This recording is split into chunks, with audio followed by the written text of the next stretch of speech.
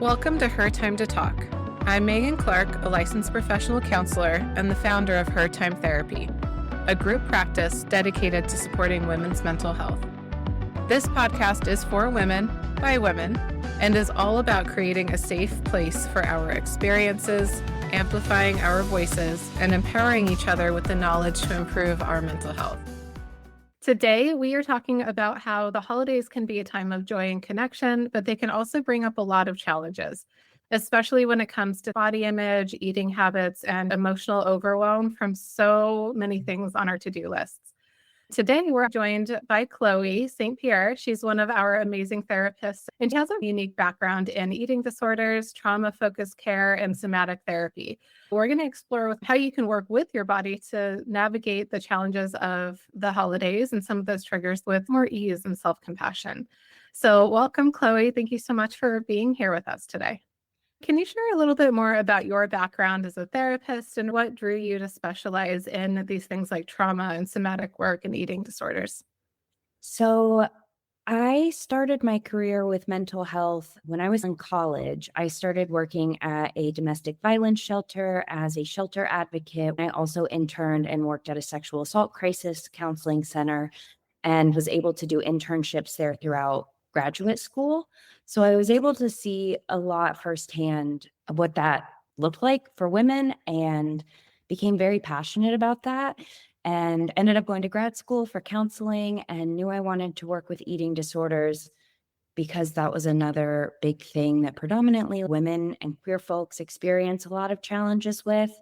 And I was able to work in a treatment center for my first year out of grad school and got a wealth of information there.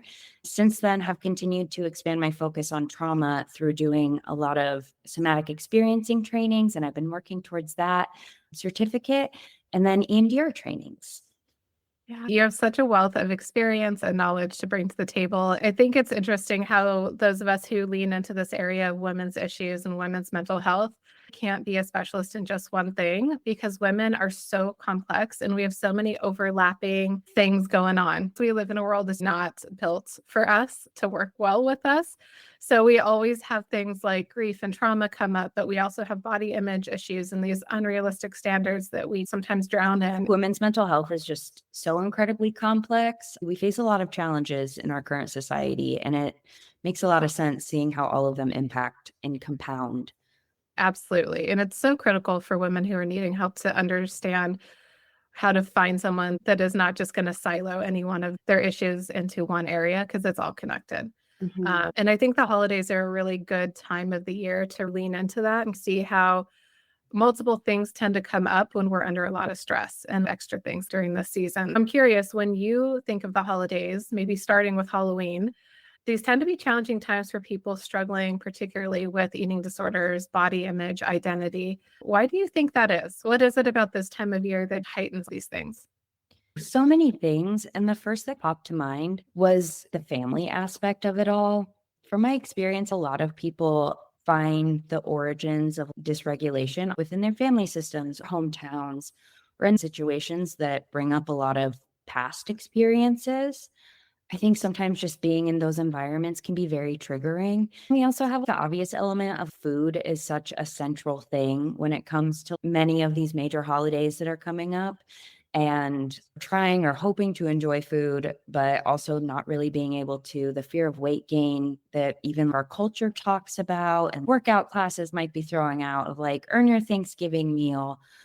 Stuff like that, earn that Halloween candy is incredibly triggering. Halloween, I know a lot of people, if you enjoy celebrating the holiday, which I know I certainly do, like picking out a costume and knowing that you're getting pictures taken. There's a lot that comes up and a lot that compounds that just makes it overwhelming. When things are overwhelming and you're already struggling with disordered eating, it's really easy for all of that to be turned inward and taken out on yourself. It's interesting when we put the comparison between, well, we are supposed to enjoy the holidays. It's supposed to be this fun, joyous time where we can go out with our friends and go to holiday parties and Thanksgiving dinner with our family. It's meant to be a time of joy and connection. But we're having to grapple with the overwhelm of fitting into that sexy Halloween costume, but not eating any of the candy surrounding you. or dressing up for that holiday party at work, but also enjoying Thanksgiving dinner with your family. How are we possibly supposed to navigate both of those things? It puts so much pressure on you to not be in the middle. It feels like such a dichotomy of all the things you have to think about and all of the restriction while also taking up space and experiencing joy. It's really hard to do that. It's really hard to be restrictive and joyful. In my work, I see a lot of women tapping out entirely. Like, I just Mhm. can't be enough in all of these spaces. I can't restrict enough while showing up enough. Women already have so much of the mental load of making the holidays happen be put on their shoulders that it's either we tap out and feel a lot of shame around that, or I see the other extreme happening where women go into this hyperactive and overly productive mode that totally exhausts them. Yeah, absolutely. Women are the backbone of holidays, typically the ones who are gathering the families together, doing the cooking, doing the planning, all of these responsibilities, showing up at their kids' schools and helping with those extracurriculars surrounding the holidays. And that's so much pressure. And then to add, obviously, the element of appearance and how you're looking, and then your day to day life and everything else. It's way too much for one person to handle. It makes sense that we'd be going into overdrive or going into a complete shutdown. I think what we're here to say is, ladies, for those of you listening and finding yourself in one of those buckets, you're not crazy. And this is a totally healthy, normal response to all of this happening at once. When you take a moment to really think about what's happening here and why am I actually feeling this way, it's not crazy. It makes so much sense. It's actually a healthy nervous system response to be pushed into these extremes of shutdown or hyperactivity. Yeah, absolutely. It's Yeah. a very, very coherent response to a very chaotic time. So, as a somatic therapist, you focus a lot on tuning into the body and working with it instead of working against it. So, how can people that are feeling this and really in the struggle bus part of the holidays rather than in the enjoyment space, how can they tune into their body as a way to help manage the chaos and the overwhelm? Well, first, I would name if tuning into your body is a difficult thing, I think we also get to find a lot of safety outside of it while still connecting with our body and our nervous system. One thing that I always like to recommend, especially as I'm first starting to work with clients and not always sure where their capacity is how we can start finding resources outside of ourselves. Even now, I'm looking around the room and I'm just finding things that feel comforting and supportive to look at and connect with for a moment, taking moments away, pausing, and being able to tap into things that feel good, but maybe even just neutral, or maybe even just less bad if that's where we're at. And then from there, if you do want to tap into your body a little bit more, focusing or trying to attune your attention to things that feel good, feel comforting, feel joyful, or acts of pleasure, whether it's through food, music, or the clothing that you're wearing, and supporting your body's comfort. Obviously, a big supporter of things that are very intentionally grounding, like connecting feet to the floor, back to your chair, and things that allow you to feel supported. Those things that feel supportive are going to be really important, especially for those of us who are running around and taking on a lot of extra responsibility around this time. I know that it can be really hard for a lot of women to prioritize their comfort and feeling that support and stability. But I think those things can be really helpful if the people around you, especially, aren't feeling super supportive. What are ways that your environment and you can lean into some support? That's such important advice.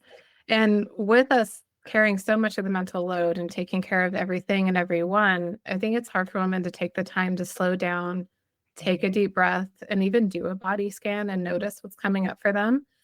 I think that's why we called our practice her time. We need that time to actually slow down, take time for yourself, and figure out what you need and what needs to come next. If someone is really feeling overwhelmed and just the chaos of the holiday season, what is one thing that they can do in that moment of overwhelm, if they notice it, to just tune into the body? How do they do that?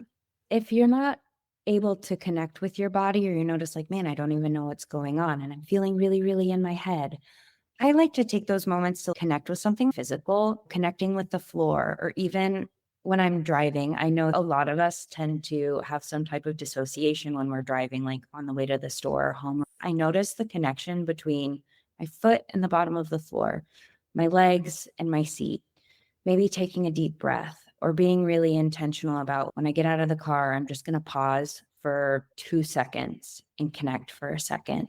We don't necessarily need to connect to all of the chaos that we're feeling if you're like, that's too much, or I can't handle that, or I don't want to. But maybe holding on to something stable, like anything that's in the environment and feeling into it for a bit. I would definitely encourage slowing things down whenever you can. That doesn't have to be, oh, yeah, I'm just going to take everything off my schedule and really just slow everything down, but it could be 2 slow breaths, taking a pause before you answer a question, taking a little bit extra longer time to wash your hands. It can be those small things that give your nervous system a bit more capacity to handle all of the chaos that's coming in. Those are such good, tangible suggestions. We hear a lot from women that we can't slow down. We can't stop doing all the things because if we don't take care of it, no one will, and the world will fall apart, which in some cases is logically the case. So we keep spinning even from a place of exhaustion. But we're not telling you that you have to completely clear your schedule or go into shutdown mode. You can take an extra 30 seconds to wash your hands and notice warm water and what it feels like. It can just be noticing what your feet feel like on the gas pedal or on the floor in your car as you're driving. It doesn't have to be these really big moments or interventions. It can be a lot of smaller ones sprinkled throughout your day. Yeah, absolutely. I think that makes it a lot more manageable, especially for those of us who struggle to make time for ourselves. A lot of us can part with an extra 3 to 30 seconds or something. I think things like that feel a lot easier than diving into meditation or a yoga practice or something else that might connect you to your body. Yeah. And those are great. We always love those things, but we understand you can't fit that in every time. You need it. And you got to have some kind of smaller things in your toolkit to bring in during those spaces too. I'm wondering what you would say for women that are maybe in the opposite boat of like, I am hyper aware of what's happening in my body and I am feeling the tightness in my shoulders and the nausea in my stomach and the weight on my chest because of everything that I'm having to handle during the season. What kind of recommendation or somatic tips can you give for that? One thing that I heard in one of my most recent trainings was what doesn't complete repeats. And a lot of people who are struggling with mental health in general is that the body is giving us a lot of cues like tightness in chest and shoulders, tightness in our throat, heaviness. And we try and ignore those a lot of the time, or it's like, oh, I notice this and I hate it and I hate it. And it's like white knuckling it. If you have the capacity to spend just literally sometimes a minute making some kind of contact, like I know my throat always gets really tight when I'm anxious. And so I'll make just like light contact and I'll be with it for a moment because ultimately it's going to pass and then it's not going to linger as much. Or you get a break and it comes back and we spend a little bit more time with it. I recommend being with it in whatever capacity you can. But if it feels like too much and we want to tune in, we don't have to try to aim to feel all of it in that moment. One thing that I like to do is, can you feel the edge of that sensation? Do you know where it starts and where it stops in your body? And can you hang out with the stopping point or the starting point? Can we maybe externalize it in a few ways? Maybe associating, is there a color that this sensation has? And can we think about the color maybe as opposed to the sensation as strongly? Ultimately, I think being with it is what's going to support it in its resolution. But if we're not able to fully be with it, that's okay. A lot of us can't. And so there are small ways that we can give those emotions time and attention. That's a great way to process what's happening in the moment instead of just pushing it to the side or ignoring it. Women's pain often is taught to be a part of life. And Mhm. if it's acknowledged at all, oftentimes we're gaslit to have our pain and our distress not taken seriously. Sometimes I think we do it to ourselves. Like, oh, yeah, I might be feeling that, but I don't have time for it. So let's just push it away. I shouldn't be feeling that. It should be a joyous time because I like Halloween. It's the holidays. We should be feeling joy. So we push those feelings aside. I love what you share about taking a moment to notice where it's at. Maybe put your hand to it, breathe into it, notice the color, where it starts and stops. That is really tangible for anyone to do. Another thing I like doing, in some ways, I think this draws from some of that internal family system parts work, but I always like to acknowledge I see you, I hear you, I feel you, talking to this emotion and this experience and acknowledging, yeah, I get that you're here. A lot of times that continuous self-denial of feeling is really easy to have that happen and can also kind of compound on the overall Mhm. emotion and experience. Yeah. Something I like to share with my clients is that when you have some kind of emotion, whether it's overwhelm or stress, it tends to be like a fire that is started by something. There is some kind of catalyst that starts an emotional reaction, and that initial emotion is really valid. Suffering tends to come in when we throw logs on that fire and keep it burning. When we push away those physical sensations that associate emotions, it is like adding logs to the fire because if we ignore it, it builds and grows louder until we have to listen to it. So if we take a moment and name it, tell it, hey, I feel you. I see that you're there. And even though I can't deal with it right now, I see it. You're Yeah. at least giving that initial fire a little bit of time to burn out naturally without feeding it. Yeah. Maybe that's the key to enjoying the holidays. Give the overwhelm and chaos a little space to be heard, and that'll open up that window to feel the joy and the fun parts of it. Yeah, absolutely. Our capacity to feel discomfort ends up mirroring our capacity to feel the positive emotions that we like to feel. We don't get to choose what we are suppressing whenever we suppress something. Our body just knows we're getting rid of emotions. When we feel some of that discomfort, we also get to feel that joy too. We're supposed to swing back and forth between emotions like that. Well, I know we could go on because you have so much expertise to share, but just to wrap things up today, I'm wondering if you can share something that you're personally looking forward to with the holidays coming up, something that has allowed you to feel the joy in it, even though maybe there's a lot of other feelings you've had to acknowledge alongside that. I'm really looking forward to the weather. I love when the weather gets a little cooler. I recently moved and I live like 3 minutes away from my only nephew, and he is 8, almost 9. This will be the first holiday as an adult that I get to spend with a child. Doing all of those fun traditions with him is something that I'm really, really looking forward to. Oh, that's great. Thank you for being with us, Chloe. I'm sure people, after hearing some of these great tips that you were able to give, would like to work with you. Can you share a little bit about how to get in contact with you? If you're feeling triggered or overwhelmed this holiday season, you don't have to navigate it alone. I am currently accepting new clients, and I'd love to support you in creating a plan that feels safe and empowering.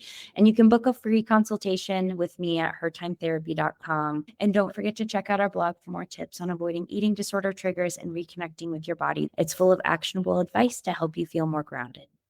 If you're feeling empowered by today's episode, be sure to subscribe and leave us a review. You can also follow us on social media at Her Time to Talk for more updates and tips. And if you'd like to support the show, consider becoming a patron. If you're ready to take the next step in your mental health journey, visit hertimetherapy.com and schedule a free consultation with one of our therapists. Thank you for taking the time to talk today. Remember, your story matters, your voice is powerful, and your mental health is worth prioritizing. Until next time, take care of yourself. This is your time. The information shared on this podcast is not intended to be personal mental health advice, and listening to this podcast does not create a therapeutic relationship between the listener and the therapist featured on this podcast. We encourage listeners to engage with a licensed therapist for personalized mental health treatment and advice.